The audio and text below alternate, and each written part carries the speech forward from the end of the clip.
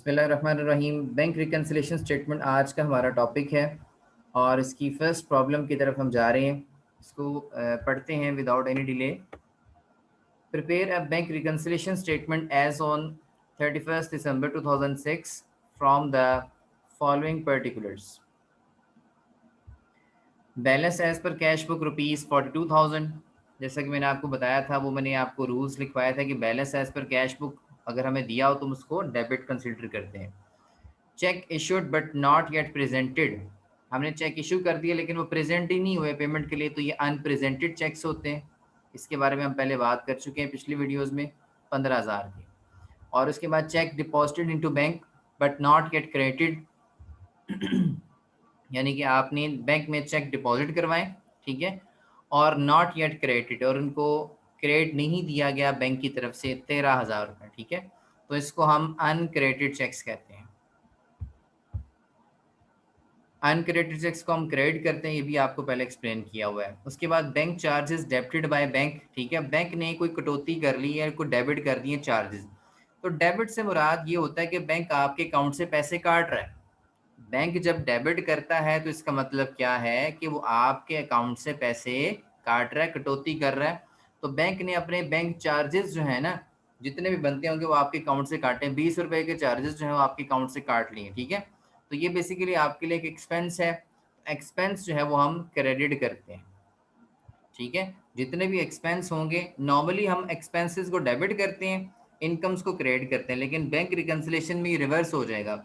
All expense जो है, जितने भी एक्सपेंस होंगे, क्योंकि इन एक्सपेंसेस की वजह से हमारे अकाउंट्स में रिडक्शन हो रही है, रिड्यूस हो रहे हैं अकाउंट बैलेंस, इसलिए हम इनको क्रेडिट करेंगे। और इनकम्स की वजह से हमारे अकाउंट बूस्टअप होते हैं, बैलेंसेस बढ़ते हैं, इसलिए हम इनको यहाँ पे डेबिट करेंगे।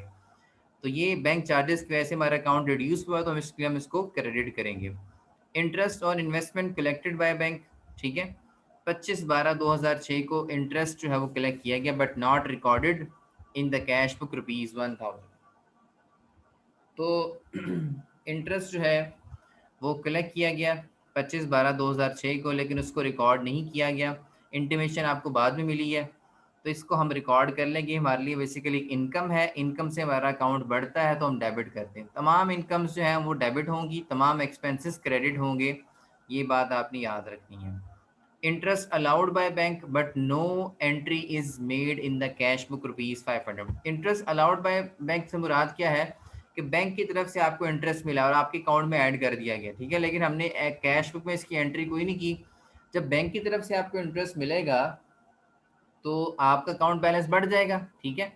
जब अकाउंट बैलेंस बढ़ जाएगा तो फिर आपको कैश बुक में भी इसको बढ़ाना पड़ेगा, और बढ़ाने के लिए हम इसको डेबिट करते हैं, ठीक है। तो ये सवाल था, हमने 42,000 से स्टार्ट करना है, ठीक है, कैश बुक का बैलेंस है, और बैंक का बैलेंस जो है वो 45,480 है, इस तक हमने इसको लेके जाना है, ठीक है। अभी हमारा कैश बुक का बैलेंस 42,000 है और बैंक का बैलेंस 45,480 है। ये डिफरेंस इनके अंदर 3,480 का, ये डिफरेंस की वजह ये सारी की सारी हमारे पास जो है वो वजूहात दी गई, ठीक है। तो इनको हम रिकनसाइल करने के लिए रिकन्सिलेशन स्टेटमेंट बनाएंगे, ठीक है। उसका मेथड भी अभी आपको मैं बताता हूँ।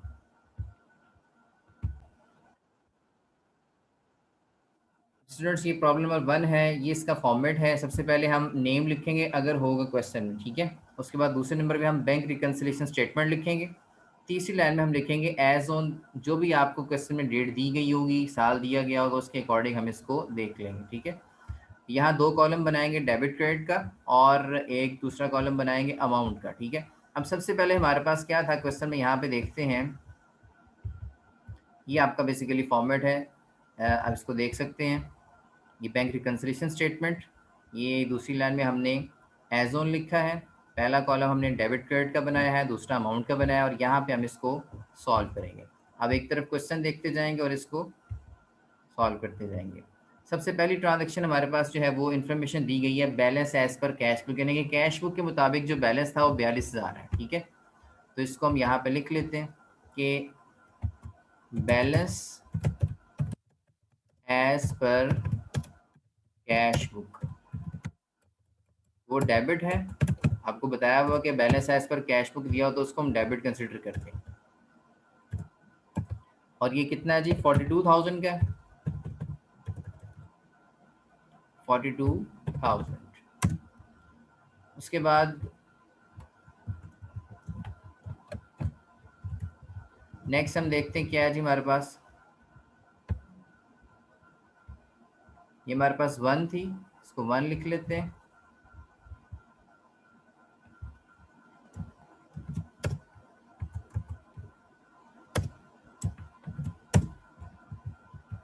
ठीक है, और नेक्स्ट वन हमारे पास क्या है जी, इधर 2 है, तो उसके साथ यहाँ पे हम एक कॉलम एक्स्ट्रा छोड़ते हैं ताकि एडलेस यहाँ पे लिख सकें हम। ये हमारी दूसरी ट्रांजैक्शन है या स्टेटमेंट कह लें।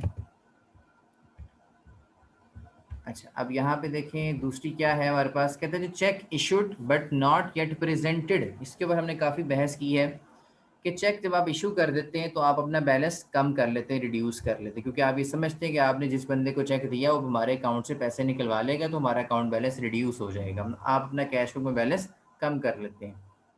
लेकिन एक्चुअली वो चेक प्रेजेंट ही नहीं हुआ बैंक में, जब वो प्रेजेंट ही नहीं होगा तो आपके अकाउंट से बैलेंस नहीं कटेगा।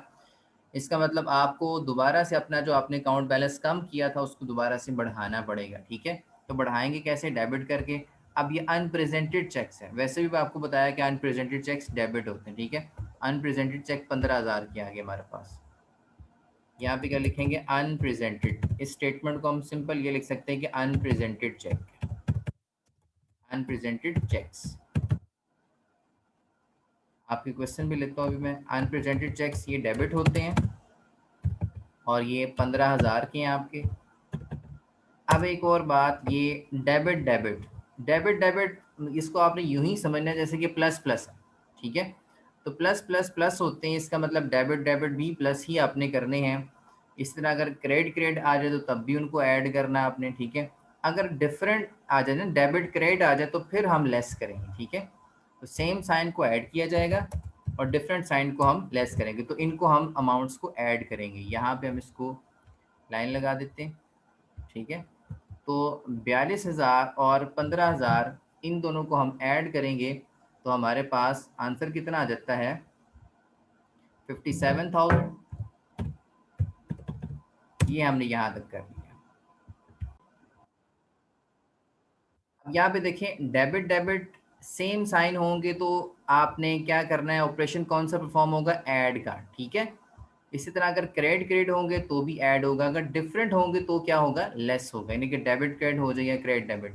अब देखें जैसे हम प्लस प्लस करते हैं तो एंड पे जो आंसर आता है वो भी प्लस में ही होता है ना। इस तरह ये भी डेबिट का था, ये भी डेबिट का था, दोनों को ऐड किया, आंसर जो है वो आंसर का साइन भी डेबिट ही है।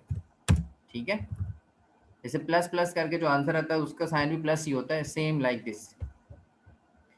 तो इसी तरह यहाँ पे है। नेक्स्ट देखते हैं हमारे पास क्या है। नंबर 3 है check deposited into bank but not yet credited. तो इसको हम क्या कहेंगे, ऐसे चेक्स जो बैंक में जमा करवाए जाएं लेकिन बैंक की तरफ से क्रेडिट ना हो, तो इसको हम अनक्रेडिटेड चेक्स कहते हैं। ठीक है, 13,000 के। और अनक्रेडिटेड चेक्स को हम क्या कहते हैं जी, अनक्रेडिटेड चेक्स को हम क्रेडिट करते हैं। ठीक है, इसके ऊपर भी हमने डिटेल से बहस की हुई है। क्यों करते हैं क्रेडिट, क्योंकि हमने बैंक में जमा करवाया, हमने अपना बैलेंस बढ़ा लिया कैश बुक का, लेकिन हमें पता लगा बैंक ने तो हमारे अकाउंट में ऐड ही नहीं किए, तो बैंक के साथ बैलेंस मिलाने के लिए हमें जो हमने ऑलरेडी बढ़ाया हुआ था बैलेंस उसको रिड्यूस करना पड़ेगा। ठीक है, तो इसको हम क्या करेंगे, क्रेडिट कर देंगे। और ये हमारे पास अमाउंट कितनी है जी इसकी, 13,000 की अमाउंट है। ठीक है, अनक्रेडिटेड चेक्स की, इसको यहाँ एडजस्ट करेंगे, 13,000। सही है, और ये चूंकि डेबिट क्रेडिट है तो यहाँ पे ऑपरेशन कौन सा परफॉर्म होगा, लेस वाला। ठीक है, तो यहाँ पे 57,000 और 13,000, 57 में से अगर हम इसमें 13 निकाल दें तो हमारे पास कितना बैलेंस बच जाएगा, 44 आई थिंक बच जाएगा, 44,000। ठीक है, अब जैसे आपको पता है सब्ट्रैक्शन के केस में जिस रकम का साइन बड़ा होता है वही आंसर का साइन होता है। ठीक है, अब यहाँ पे हमने सब्ट्रैक्शन की लेकिन यहाँ पे साइन कौन सा बड़ा था, डेबिट वाली अमाउंट बड़ी कि क्रेडिट वाली, डेबिट वाली अमाउंट बड़ी है, तो जो अमाउंट बड़ी होगी साइन भी उसका ही नीचे आएगा, जैसे हम प्लस माइनस में करते हैं। जिस रकम का साइन बड़ा होगा तो वही आंसर के साथ आता है। इसी तरह यहाँ डेबिट वाली अमाउंट बड़ी थी तो आंसर में भी डेबिट ही आया। ठीक है, ये हमारी थर्ड वाली ट्रांजेक्शन थी।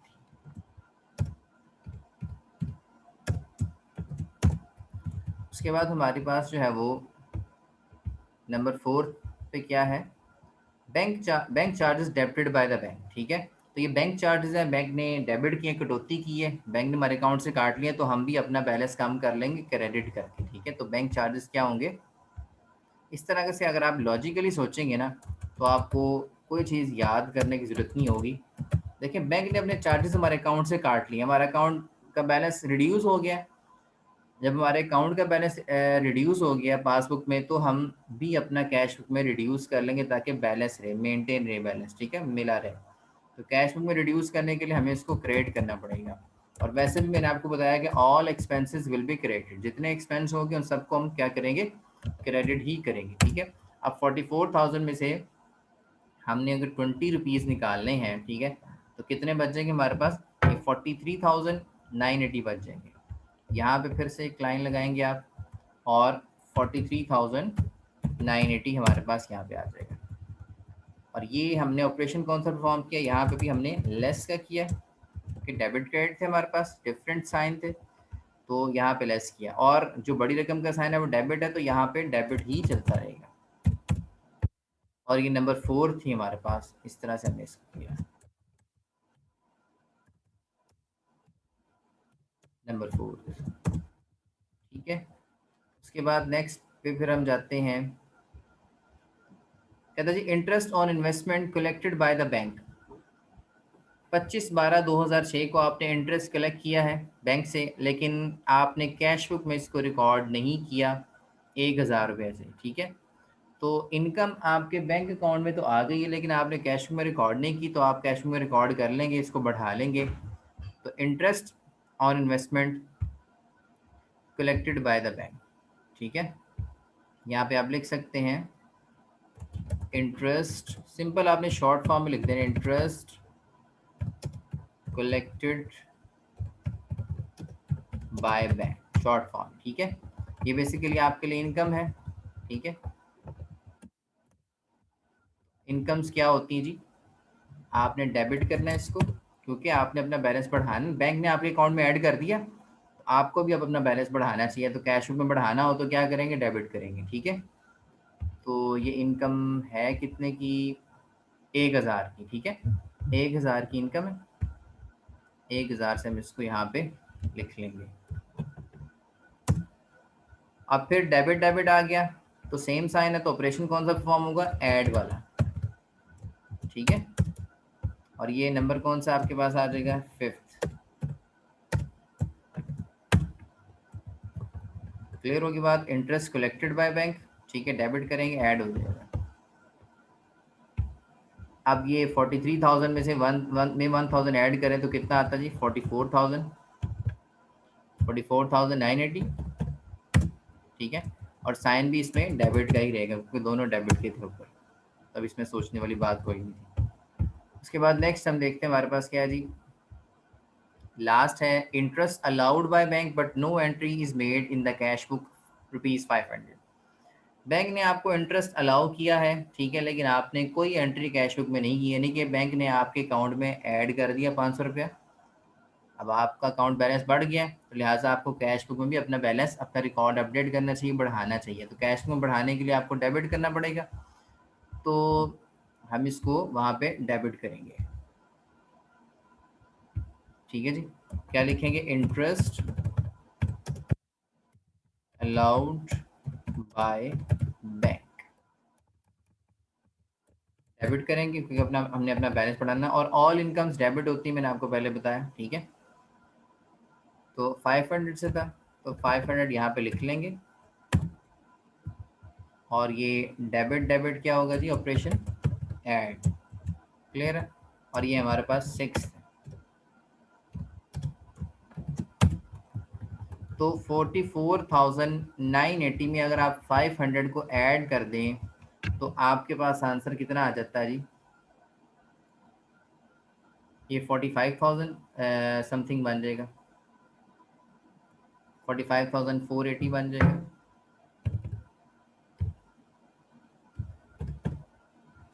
ठीक है, तो ये आपका एंड वाला बैलेंस है। ठीक है, कैश बुक के मुताबिक। लेकिन अब आपने इसको लिखना किस तरह से है एंड पे, आपने आपका डेबिट का बैलेंस है। ठीक है, तो ये बैलेंस एज पर पासबुक क्या बनेगा आपका, आप इधर लिख सकते हैं नीचे कि बैलेंस एज पर पासबुक, इधर ही बल्कि लिख दें इसको, इसको भी आप लिख सकते हैं बैलेंस एज पर पासबुक। ठीक है, या नीचे भी आप इसको लिख सकते हैं यहाँ पे करके बैलेंस एज पर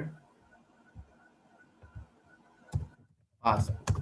अच्छा, अब यहाँ पे एक चीज़ आपने देखनी है, जो बैलेंस ऑलरेडी हमारे पास आया है ना डेबिट का, पासबुक का बैलेंस ऑपोजिट हो जाएगा, वो क्या हो जाएगा भाई, क्रेडिट हो जाएगा, रहेगा वही लेकिन क्या हो जाएगा 480। क्लियर है, तो बैलेंस हमने निकाल लिया, balance as per cash book से स्टार्ट किया 42,000 से, और एंड पे हमारा बैलेंस आ गया कैश बुक के मुताबिक डेबिट। जो कैश बुक के मुताबिक डेबिट है तो पासबुक के मुताबिक क्या होगा, क्रेडिट। यानी कि एंड पे जो भी बैलेंस आएगा ना, डेबिट आएगा तो पासबुक का क्रेडिट होगा, अगर एंड पे बैलेंस आपका क्रेडिट आ रहा है तो पासबुक के मुताबिक वो डेबिट होगा बैलेंस। ठीक है, तो पासबुक के मुताबिक डेबिट बैलेंस कितना बन, क्रेडिट बैलेंस कितना बन गया 45,480। और क्वेश्चन से भी आंसर देख लेते हैं। क्वेश्चन में 45,480 है, क्रेडिट बैलेंस है पासबुक का। ठीक है, इसका मतलब हमारा आंसर करेक्ट है। तो ये आपकी प्रॉब्लम नंबर फर्स्ट थी। इसमें अगर कोई क्वेश्चन है, कोई प्रॉब्लम है तो आप लोग डिस्कस कर सकते हैं। Thank you so much.